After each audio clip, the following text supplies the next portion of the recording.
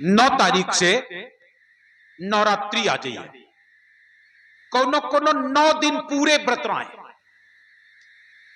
कोनो कोनो लौंग खोट के रहे, कोनो कोनो निर्जला रहे। अब इतनी गर्मी में लोग निर्जला व्रत रहते 9 दिन निर्जला। तुम लोग 9 दिन रहो और मुसलमान भाई 1 महीना रहे, 1 महीना। लेकिन मुसलमान भाई इनके जितने व्रत हैं वे हमें बिल्कुल मजाक लागत। अब आप लोग कही ले इसी बात का अवसर है, हम सही बता रहे बिल्कुल मजाक लागे। कह दो काहे? सवेरे 5 बजे शायरी, समझ रहे हो शायरी? सवेरे 5 बजे जौन मर्जी आवे खा लो, पानी पियो खूब, और दिन भर व्रत, और शाम के सूरज डूबे फिर लाओ मुर्गा बकरा, मेढ़ा बकरा, जौन मर्जी आवे तो ऐस तो हम तुम सज्जन रोज रात संजा के खा के परत हुई, फिर सवेरे खाते हुए कि रात में फिर खाते। तो रोज तुम लोग रोजा रात हो कि नहीं? हम भैया रात भर रोजा रात हो, शाम के 7-8 बजे खा ले थन और सवेरे 9-10 बजे खा थन। तो भैया हुईगा रोजा कि नहीं? मुसलमान के रोजा ऐसा तो है, सवेरे खूब खा ली नन दम बांध के, पानी पी लेने, और दिन भर रोजा, और शाम के फिर मुर्गा बकरा। तो ये तो मजाक हुई गए। आई व्रत तो सब जन रात में, बहुत से मान लोग हैं जो सवेरे खा लेते हैं फिर शाम के खाते हैं। हम लोग खुद वैसे ही है, दिन में कुछ भी खाते नहीं, एक बार खा लिया शाम को फिर भोजन करेंगे। तो हमारा तो रोज रोजा, रोज रोजा। तो यह तो बिल्कुल मजाक जैसी बात हुई गए। साहब कबीर मजाक में कहते हैं रोजा रहे, नमाज गुजारे, अब मोहे शाम के मुर्गी मारे, जब मुर्गी का होगा खोजा, बिसर जाए तेरे 300 रोजा। दिन भर रोजा रहे और संजा की मुर्गिया की आफत आ गए, बुकरवा की आफत आ गए। दिन भर में मुसलमान भाई ते कहो एक दतुइन तोड़ दो नटुरिया, एक पत्ती पेड़ के तोड़ दो नटुरिया। कहे पत्ती पत्ती में फिरस्ता है, और संजा के मुर्गों में नहीं फिरस्ता रहा है, बुकरों में नहीं रहा है, गाय में नहीं रहा है। क्या भाई ये में फिरस्ता नहीं रहा था, और दिन में पेड़ पौधा पत्ती में फिरस्ता रहा है। तो ये लोग एकदम मजाक बना दी। और तुम लोग व्रत रहा था दिन भर, लेकिन जौने दिन व्रत होए 3 दिन पहले थे, हमारी ये माताएं बहनें जो बैठी हैं 3 दिन पहले थे, सुनो था कि नहीं फलानो व्रत आ रहा है तो का मंगा का चाहिए, वो सिंगाड़ा के आटा लेते हो और साबूदाना लेते हो, बाजारे जा तो शकरकंदी लेते हो, आलू लेते हो, नहीं कुछ तो केले लेते हो, सेब लेते हो। अरे व्रत तो सहजता का होता है, और जौने दिन व्रत वही दिन तुम और झंझट में फंस गए। 3 दिन पहले तो शुरू होगा व्रत के लिए सामान इकट्ठा करें का, और दिन भर आज हम व्रत हन, आज हम व्रत हन, का बतावन मन कहा था नमक खा ले, लेकिन नहीं कहा था व्रत में नमक नहीं खाओ जाए। एक के मारी परेशान, दिन में 20 दान नमक के सुरती आ गए, करू करू खाए के मन होते। आज व्रत है, बढ़िया चटपटी सब्जी बने, दिन भर तुम व्रत रह रहे हो कि बस अपने स्वाद के लिए परेशान हो। कबे संजा होए, कबे संजा होए, कबे संजा होए, बल्लाओ जल्दी खाओ खाओ खाओ खाओ खाओ। काहे के व्रत? व्रत करना है तो संकल्प अपने जीवन में लीजिए। किस बात का व्रत? व्रत करना है तो अपने मन इंद्री को कंट्रोल करो, व्रत करना है तो कुछ त्याग दो, व्रत करना है तो कुछ बांट दो। व्रत का मतलब होता है बरताना, बांटना, और व्रत का दूसरा अर्थ होता है संकल्प। अपने जीवन में संकल्प लो, और क्या संकल्प हो हमारा, इंसान हम बनेंगे। अपने जीवन में संकल्प लो कि हमें इंसान बनना है। संकल्प हो हमारा, इंसान हम बनेंगे। इंसान बन गए तो भगवान भी बनेंगे। अरे मनई बनने के लिए तो संकल्प ले। केवल मनई के चोला पहन लेते कोई मनई हो जाते का? तुम्हारे जीवन में मानवता नहीं है तो याद रख लेना आप मनुष्य नहीं है। इंसानियत नहीं है तो इंसान नहीं हो। आपके जीवन में अगर इंसानियत है तो इंसान हो, और अगर इंसानियत नहीं है तो इंसान नहीं हो सकते। मानवता नहीं है तो मनुष्य नहीं हो सकते हो। साहब कबीर कहते हैं व्रत करना है तो इंसानियत धारण करो, मानवता धारण करो, प्रेम धारण करो, संकल्प लो। हम अपने जीवन से ये दुर्गुण छोड़ देंगे, उन दुर्गुणों को छोड़ने का संकल्प लो। संकल्प लीजिए कि हमें अपने साहब का ध्यान करना है, सुमिरन करना है, भजन करना है। उससे कहते हैं व्रत। उपवास, व्रत का दूसरा नाम है उपवास। उप माने होता है छोटा, वास माने होता है स्थान। एक छोटा सा स्थान अपने साहब के चरणों में बना लें, उसे कहते हैं उपवास।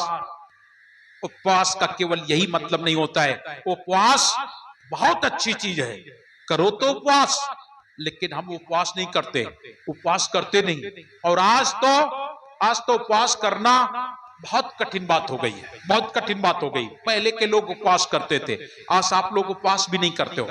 बताया ना, पहले के जमाने में साबूदाना नहीं हुए, सिंगाड़ा के आटो नहीं मिले, उस जमाने में केलो सेब नहीं मिले, आलू नहीं हुए। जितने बूढ़ बूढ़ बैठे इनसे पूछो कोई जमाने में आलू होत रहा है? नहीं होत रहा है। आलू वही फसल पर मिलत रहा है, एक के बाद आलू नहीं मिलते। हमारी माताएं बहने जब आलू कुछ सस्ता होए तो बाजार से 10-20 किलो मंगवा लें और उबाल के सुखा के धर ले, और बरसात में वही बढ़िया फुलई के फिर उनका बढ़िया सब्जी बनाई जाए। बनाई जाता है कि नहीं? अच्छा बताओ, को खाए उस उबले आलू की सब्जी खाई हो सूखे की? तमाम जन खाए हो, बहुत बढ़िया, बहुत बढ़िया लागत है। और आज 12 मासी, हर चीज 12 मासी। टमाटर तो होते न रहे। हमारे लोकगीत में कहा जाता था, क्या कहते थे? टमाटर टमाटर का जानन, झरबेरी कुंदरू खाए खाए, कुंदरू असगाल नचावत हन। हम हने के श्रवण के लड़का, हम अंग्रेजी फैशन का जानन। उसमें कहा गया हम टमाटर का जानन। उस जमाने में टमाटर भी नहीं होता था। ये टमाटर अभी आया है, बहुत पुराना नहीं है, बहुत अभी आया है। आलू की खेती भी अच्छे से नहीं होती थी, कुछ खाने को अच्छा नहीं होता था। उस जमाने में लोग व्रत रहते थे, कुछ भी नहीं खाते थे और बढ़िया भजन गाते थे दिन भर, शाम को भी भजन गाते थे। और आज तो आरती कर्म मुश्किल परत है। संजा के व्रत वाले दिन आरती कर्म मुश्किल परत है। जल्दी जल्दी करें और बस खाली नैन का कहत है। 4 पैर धंधे में लागे, 4 पैर गए सोए, और 1 पैर हरिनाम ली नीली, मुक्ति कहां से कोई? कैसे मुक्ति होगी? दिन भर आए काम धंधा करें और आगे, और वहां बात सो गए, भोर भय सुबह से जाके धंधे लागे धायरे, और धनी को विश्राय दी ना भूले आठो याम रे। भूत ऐसे फिरती तिन्हें नहीं विश्राम रे। हर नाम जपमन नाम जपमन नाम जपमन भावरे, सदगुरु से प्रीत कर ले छाण कपट के भाव रे। आपने ईश्वर परमात्मा का भजन चिंतन करने का समय निकाला? आप लोगों ने सारे काम का शेड्यूल बना रखा है, सवेरे कै बजे उठे का है, नहीं उठे पावत है तो आजकल तो सबके घरे मोबाइल हुई गए, अलार्म लगाए, वो तुम्हें जगावत है। सवेरे 4 बजे के भरे हो तो 4 बजे, 5 बजे के तो 5 बजे। तुम लोगन के जमाने में मोबाइल आ गए, लेकिन ये जो बूढ़ी बूढ़ी माता जी बैठी हैं, बूढ़ लोग हैं, इनके जमाने में मोबाइल ना रहा है। इनके जमाने में क्या रहा है? सवेरे के रात में आसमान की तरफ देखें और कहा है हमें लागत है ये तरैया तो ई लंगा के, अब लागत कुछ सवेर हुई आओ है। तारों को वो याद करते थे, कौन तारा कहां आ गया, इस समय क्या टाइम होगा। उस समय घड़ी नहीं होती थी लोगों के यहां, तारे देख के दिन में सूर्य को देख करके बढ़िया टाइम बताओ जाता है।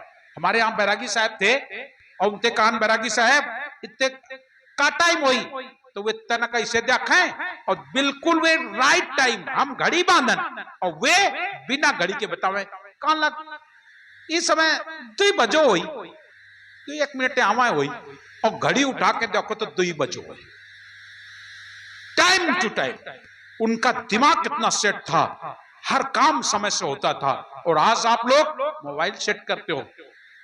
आज हमारे बच्चे कहते हैं साहब हम जागे नहीं पावत हन, सोने में मस्त हो जाते हैं। लेकिन जो पढ़ने वाले बच्चे हैं उनसे पूछो, उन्हें कोई जगाने नहीं जाता है, उनका ध्यान जब उसमें हो जाता है तो पढ़ते हैं। ऐसे आप लोग भी अपनी सुरती को जगाओ। जिस समय आपकी सुरती जाग जाएगी तो जागृत अवस्था में फिर सब कुछ अच्छा लगता है। तो ये जो मैं आपको बातें बता रहे हैं, आप लोग आज व्रत रखते हो तो केला मंगा ले, सेव मंगा ले, ये फल मंगा ले, वो फल मंगा ले, मखान छुआर की बढ़िया खीर बना ले, खा ले, तो काय कर उपवास।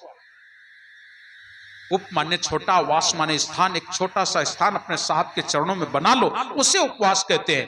केवल खाने पीने को उपवास नहीं कहते हैं। व्रत रहना है तो शरीर को, व्रत का मतलब होता है कुछ मत खाओ, निर्जला जिसे कहते हैं, निर्जला व्रत। एक दिन निर्जला व्रत रह के देखो, आपकी मशीन साफ हो जाएगी कि नहीं। अगर आपको शरीर स्वस्थ रखना है तो कायदा तो ये कहते हैं, साहब तो कहा था पूर्णमासी, अरे पूर्णमासी नहीं, हफ्ता में 1 दिन व्रत रखो। आज के लोगों को मैं सजेशन दे रहा हूं, रहना चाहिए। काहे आज तुम लोग जो लोहे वाली मशीन है वो मात्र तुम उतना डारा था जितना हुआ हजम कर सके। थ्रेसर चलावो था, जितना चलिए उतना डारो उतना चली, और ज्यादा डार दिया तो ठाड़ हो जाते कि नहीं, ट्रैक्टर तक ठाड़ हो जाते हैं। और ये मशीन में बढ़िया सवेरे उठे 5 बजे टी, बेड टी, मतलब ना कुल्ला ना मुखारी, पहले चाय। हमार महापुरुष का तरह कुल्ला मुखारी करो। और आज के हमार डॉक्टर वैद्य कहते हैं रात की लार बढ़िया होते हुआ तुम्हारे पेटे में चली जाओ चाहिए। अब बताओ कौन मानी जाए। हमार बुजुर्गन वाली बात सही है कि आज वाली बात सही है, बात समझे नहीं आवे। अब आज हमार लोग बिना कुल्ला करे बेड टी पीते, बिना कुल्ला करे पानी पीते ना, एक नहीं सैकड़ों लोग पीते हैं। क्यों? तुम्हें डॉक्टर लोग बता रहे हैं कि या जो मुंह में लार बन जाए या तुम्हारे लिए फायदे बन रहे। और जबकि हमारे गुरुजी का आता है कि मुंह में थोड़े चावल डाल के रात में सो जाना और सवेरे जगना और वे चावल बाहर छोड़ देना। अगर कोई चिड़िया चुन जाएगी तो याद रख लेना मर जाएगी। इतना जहर होता है, आप जरा सोचो। और उस जहर को तुम्हें बताया जाता बढ़िया, पहले के लोग लाख वर्ष जियते, 1000 वर्ष जियते, और आज साहब कहते हैं 20 जीवे, 30 जीवे, 40 और 50 जीवे, 60 के उपरांत कोई बिरला नर जाता है। 60 के उपरांत का है। सवेरे उठ के तुम्हें बेड टी चाहिए, सवेरे उठ के तुम्हें पानी चाहिए, और उम्र कितनी मांगत हो? 100 साल मिली है? कभी नहीं होगी, कभी नहीं होगी। ये झूठ बात है, ये केवल एक हमारे हमार बात समझ ले, विचार कर लो। जितने डॉक्टर वैद्य कह रहे हैं कि सवेरे उठ के पानी पी लो, पहले आपको चाय पी लो, याद रख ले रहा हूं, केवल एक हमारे बतावत है कि तुम चाय पियो, पानी पियो बिना कुल्ला के, और जल्दी बीमार हो जाओ तो हमारे खिन आओ। और कोनो बात नहीं है। जितनी दवाएं हैं, आज कोई भी डॉक्टर ईमानदारी से आपको ठीक नहीं करना चाहता है। वो अगर आपको ठीक करना चाहता है तो पीछे से और रोग लगाओ चार, ये रोग तो ठीक हो जाए, लेकिन ये थे। इसीलिए हमारे वैद्य लोग हुआ करते थे, वो लोग ठीक करते थे, वो ठीक करते थे, वो रोग को जड़ से ठीक करते थे और दूसरी बीमारी नहीं होने देते थे। अगर वे बीमार बुखार के दवाई कर रहे हैं तो याद रखो, फिर वे चाहे 15 दिन चाहे 17 दिन उपवास रखवाएं, लेकिन बुखार जड़ से खत्म कर दें, फिर दोबारा बुखार आइबो ना करे, और एक के अलावा दूसर बीमारी नहीं हो पावे। और आज तुम बुखार की दवाई ले जाओ, मेडिकल स्टोर पर जाओ, 50 रुपए की खुराक बना के तुम्हें दे दिया है, बुखार तो वहीं उतर जाए। लेकिन तुरते गरे मकाना साहब जलन बहुत होता है। कोनो का तो गैस बनन लाग है, कोनो का तो खाना नहीं निक लागत है, कोनो का तो यो नहीं हो काहे वो जो आपको दवा दी जाती है, आज अंग्रेजी दवा जो आप लोग खाते हो, इसका जो उपयोग है वो साइड इफेक्ट है। कोई चीज को ठीक करता है तो दूसरी चीज खराब करता है। लेकिन जो वैद्य की दवा होती है वो ऐसी नहीं, वो जिस मर्ज की है डॉक्टर दे रहा है तो वो ठीक ही करेगा, अंदर से ठीक कर देगा। पहले के जमाने में जुखाम में तो कमो दवाई कराई नहीं जाता है, जुखाम की कोई दवा नहीं होती थी। और हमारे गुरुजी तो सीधे कहते हैं जुखाम की दवा खाना छोड़ दो ठीक, और आज भी लेकिन कर ना पाइयो। जुखाम में केवल भोजन छोड़ दो और हल्का गुनगुना पानी पियो, 3 दिन में ठीक हो जियो चाल। लेकिन बस वह बात, अब तुम तो आज भूत हुई गए हो, भूत, आओ काम कर लेन, वो आओ काम कर लेन, या आओ लूट लेन, वो आओ लूट लेन। और पहले के जमाने में तो ऐसा रहे, आराम से लोग रहते थे, प्रेम से रहते थे, नहीं खा रहे ठीक हो जाएगा। पहले के लोग तो बड़े मजबूत दिल के होते थे, बुखार होए और फिर हर बैल लेके चले जाए, कहना यो आ कैसे गा, चलो तुम्हें देखो खेतवा में दिखबे चले। और बुखार चढ़े में हर जोत रहे हैं दोपहरी में, और संजा के आई ठीक बढ़िया दवा की रोटी खाए। क्या ऐसा जमाना था, और आप लोग कैसे हो गए, क्या समय आ गया है। तो आप लोग साहब कबीर की बातों को चिंतन करें, मनन करें। उन्होंने पूजा पद्धति में सब कुछ दिया है, ऐसा कुछ नहीं है। आप व्रत रहना चाहते हो रह सकते हो, लेकिन व्रत का मतलब क्या है उससे भी तो समझ लें। केवल व्रत दिखावा नहीं होना चाहिए, ये नहीं कि दिखावा है, ये दिखावा है कि सवेरे खा ली नैन और दिन भर व्रत, संजा फिर खा ली, तो काहे का व्रत। इस व्रत तो हम लोग रोज आता, तमाम हमारी माताएं बहने, कोनो ये व्रत कोनो वो व्रत, वो आए दिन व्रत। बढ़िया लाओ मखान की खीर बना ली ने, काजू पिस्ता बादाम खा ली ने, केला खा ली ने, काय का व्रत। और व्रत है तो व्रत रहो ना, व्रत रहे समझाए को संत को ले प्रसाद, कहते हो ना पूर्णिमा व्रत में, संत को ले प्रसाद, कहे कबीर धमदास से तरे सहित औलाद।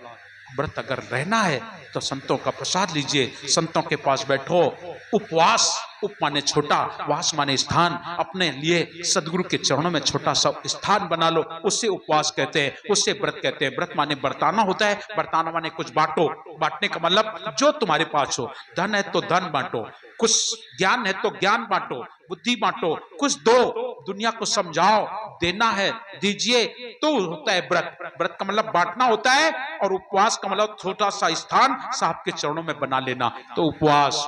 और क्या रह गया, जप बता चुके, जाप। अब जाप तुम लोग जीपते करत हुई हो, और साहब कहा होते हैं हिले न जिब्या डुले न दंत, ऐसी भक्ति करो मोरे संत। साहब कबीर तो कहा था जाप खत्म, जाप मरे अजपा मरे अनादौ मर जाए, ये छूट जाइए, ये नहीं रहने वाले, ये साथ न जाइए। जाप मरे अजपा मरे अनादौ मर जाए, और सुरति समावेश शब्द में ताई काल ना खाए। जिसकी सुरती शब्द में हो जाए उससे काल नहीं खाएगा।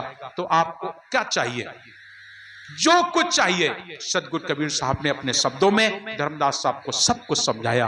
धर्मदास साहब प्रसन्न हो जाते हैं, और धीरे धीरे साहब का समय नजदीक आते जा रहा है। धर्मदास साहब बड़े प्रसन्न हैं, साहब कबीर के ज्ञान से ओतप्रोत है। और अपनी बातों को, अपने प्रश्न में एक बात और बता दूं, दुनिया का ऐसा कोई प्रश्न नहीं है जिस प्रश्न को धनी धर्मदास जी साहब ने ना किया हो, और दुनिया का ऐसा कोई प्रश्न नहीं है जिस प्रश्न का उत्तर सदगुरु कबीर साहब ने ना दिया हो।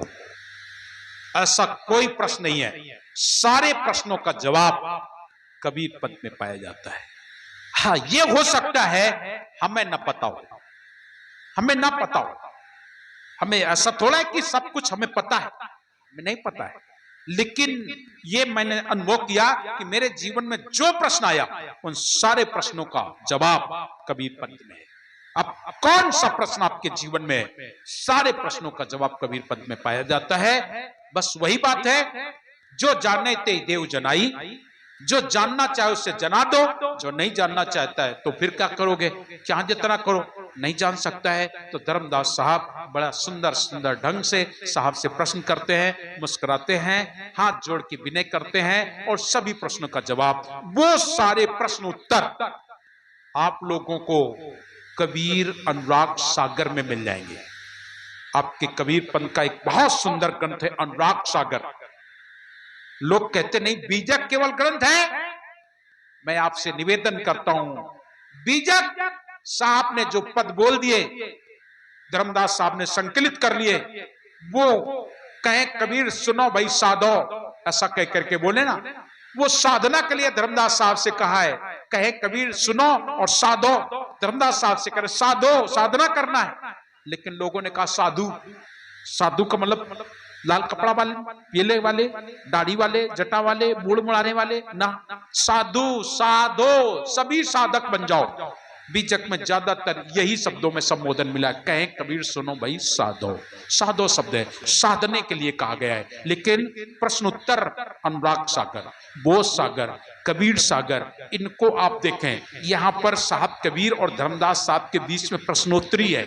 जहां कुछ आया धर्मदास साहब हाथ जोड़ करके पूछते हैं, साहब ये बता दो, साहब वो बता दो, षष्ठी के बारे में बता दो, जहां पंजपा अनाहत के बारे में, या और पूजा पद्धति के बारे में, या समाज में व्याप्त कुसंगतियां, या नाम सुमिरन, सब पर धर्मदास साहब के प्रश्न है और सदगुरु कबीर साहब के उत्तर है। आप लोग अनुराग सागर ग्रंथ को पढ़ें, देखें, साहब कबीर ने उसमें बहुत सुंदर धर्मदास साहब और सदगुरु कबीर साहब का संवाद रूप में है। वहां पर धर्मदास साहब पूछते हैं, सदगुरु कबीर साहब जवाब देते हैं।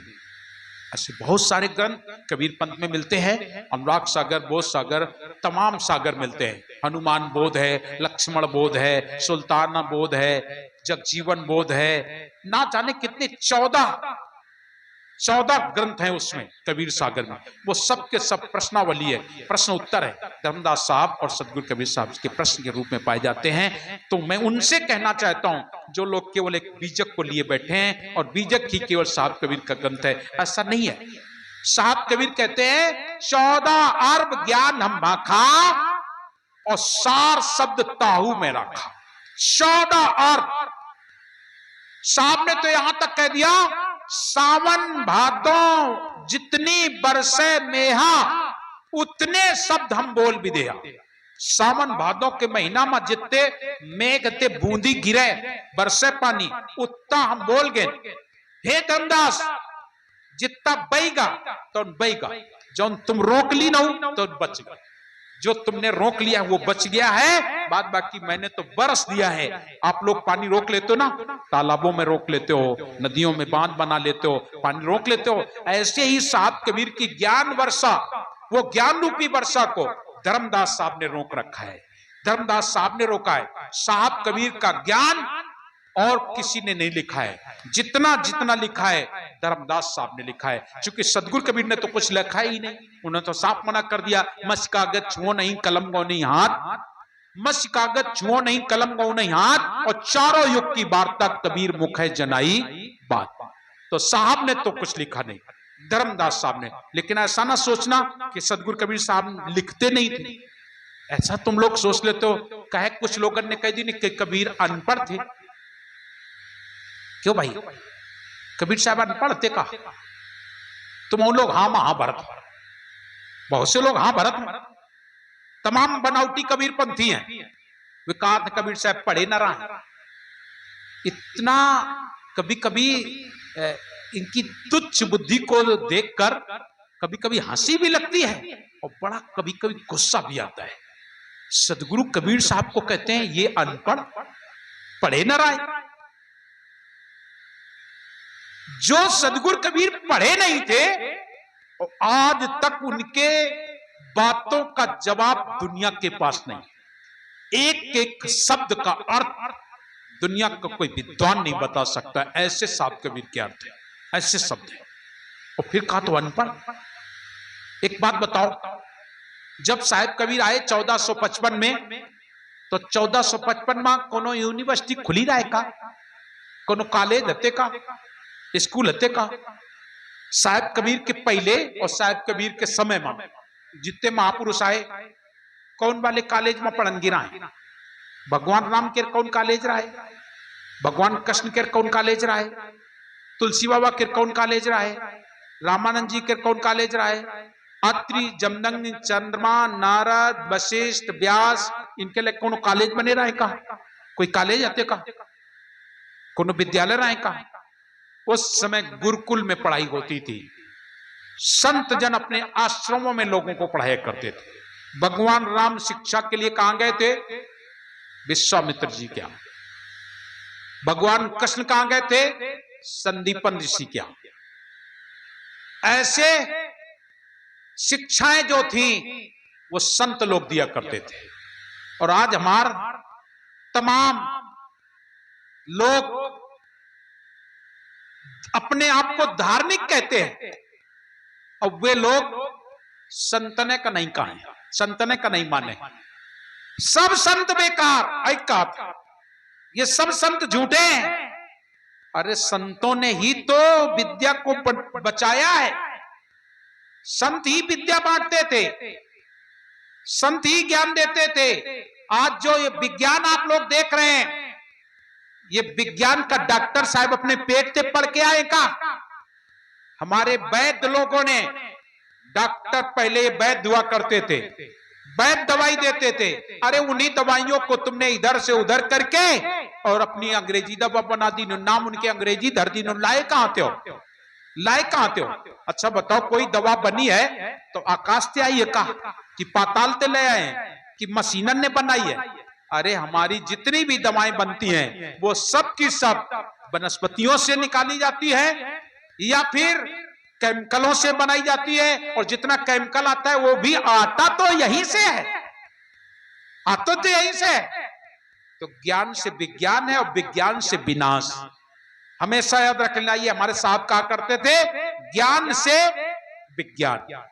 हमारे जीवन में ज्ञान होता गया, विज्ञान बनाते गए, विज्ञान बनते गए, बनते बनते बनते आज हम वैज्ञानिक हो गए। आज वैज्ञानिक हो गए तो चंद्रमा पर पहुंच गए, सूरज में पहुंचे जा रहे हैं विज्ञान के माध्यम से। लेकिन विज्ञान ही विनाश का कारण है।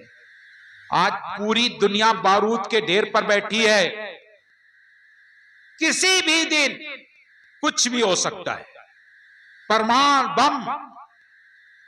जरा सोचो, चीन की लैब में छोटा सा एक प्रयोग निकल के बाहर हुआ, पूरे विश्व में तहलका मच गया। Corona virus. वायरस क्या था, वायरस कोई, कोरोना वायरस कोई बीमारी नहीं थी, याद रख लेना।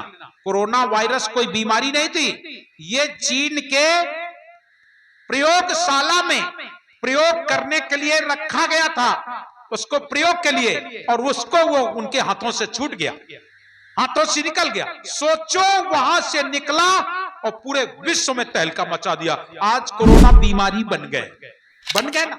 ये कोरोना वायरस था, कोई बीमारी नहीं है कोई। ये क्या है, विज्ञान। ये विज्ञान फैला दी ने ये वायरस, कोरोना वायरस। मैं आपसे निवेदन करता हूं, ज्ञान से विज्ञान और विज्ञान से विनाश होता है। सदगुरु कबीर साहब कहते हैं, ज्ञान से विनाश नहीं करना है, ज्ञान करो और ज्ञान से स्थित होकर के अपने आत्म ज्ञान में आ जाओ और अपने लोक को चलना है, इस दुनिया से पार होना है। तो धर्मदास साहब और सदगुरु कबीर के साहब के बीच में बहुत सारा ज्ञान उपदेश हुआ और धर्मदास साहब ने बहुत सारी बातें पूछी। वही इतिहास आज हमारा कबीर पंथी ग्रंथ कहलाता है। हम उसको पढ़ते हैं, समझते हैं, चिंतन करते हैं, मनन करते हैं। तो प्रिय सज्जनों, धर्मदास साहब को ऐसे देखते, सुनते, समझते बहुत समय बीत गया।